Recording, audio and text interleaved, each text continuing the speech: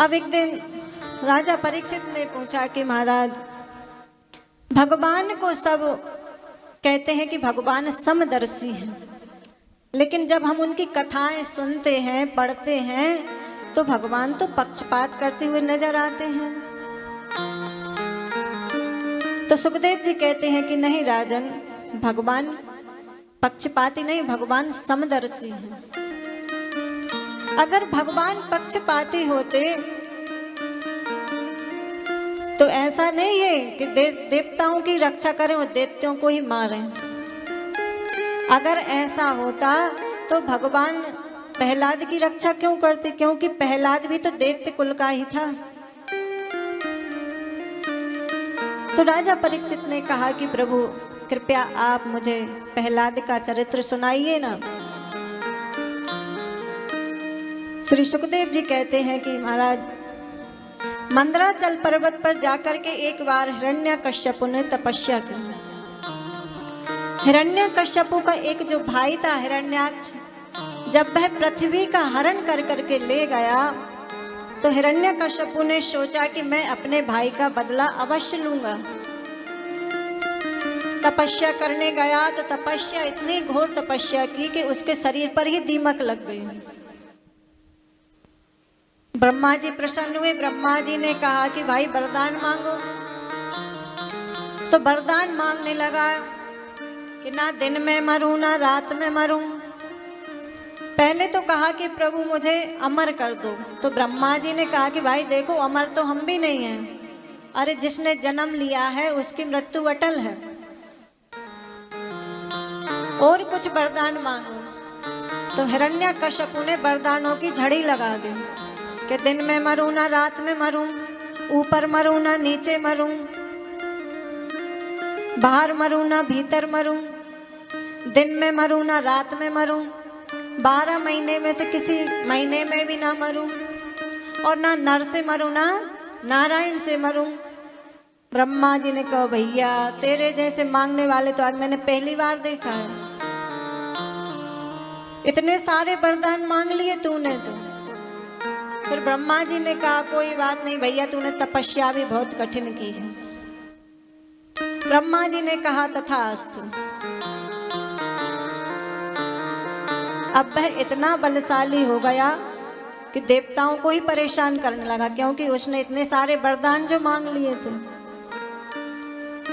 तो हिरण्यकश्यपु के 4 पुत्र थे।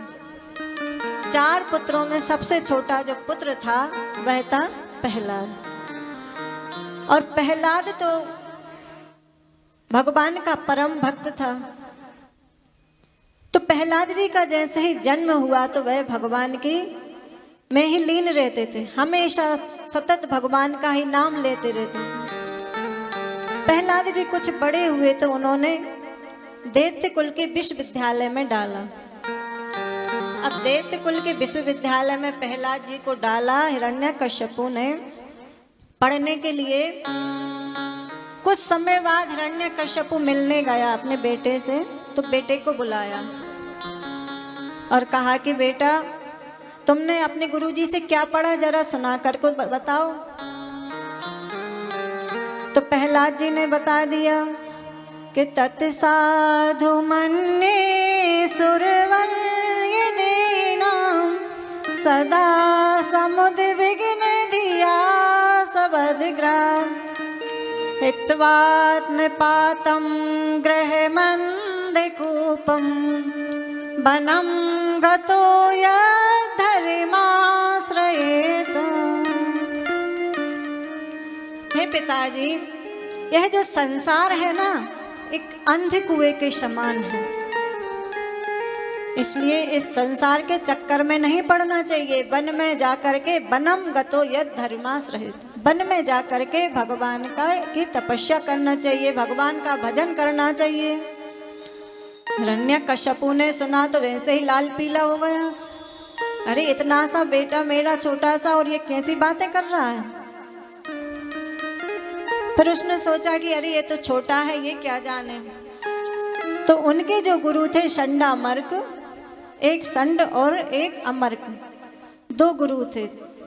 तो शंडामर के गुरु को बुलाया और कहा कि भाई तुम ये कौन सी शिक्षा पढ़ा रहे हो मेरे बेटे को। तो कहा कि महाराज जो शिक्षा नीति आपने निर्धारित की है वही तो हम इसको पढ़ाते हैं।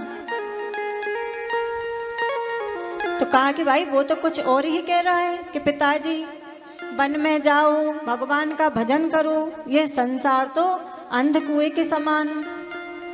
ये सब उसको किसने सिखाया?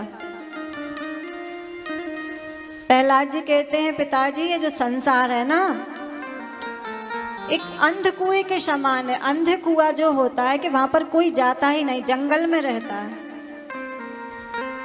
अगर कुएं में अगर कोई गिरेगा तो कोई भी पनिहारी जाएगी तो उसको देखेगी तो वह बच जाएगा, लेकिन अंध कुआं तो जंगल में रहता है। अगर वहां कोई जा करके गिर जाए तो वह फिर बचने का काम नहीं है उसको।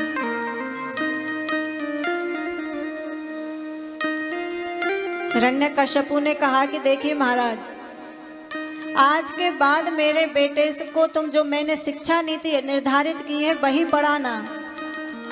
इस बार मैं तुम्हें छोड़ देता हूं, लेकिन अगली बार तुम्हें नहीं छोड़ूंगा। संडामार्क जी ने कहा कि महाराज आपका बेटा तो पता नहीं कहां से पढ़ करके आया है। हिरण्यकश्यपु गया, कुछ समय बाद फिर आया मिलने अपने बेटे से और फिर पूछा कि प्रहलाद अब बता बेटा तूने अपने गुरुजी से क्या सीखा, क्या पढ़ा? प्रहलाद जी ने अब की से नवदा भक्ति के बारे में बता दिया। प्रहलाद जी कहते हैं कि पिताजी श्रवणम कीर्तनम विष्णु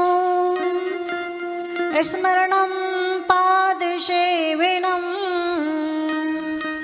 अर्चनम वंदनम दास्यम शक्यमात्मनिवेदनम।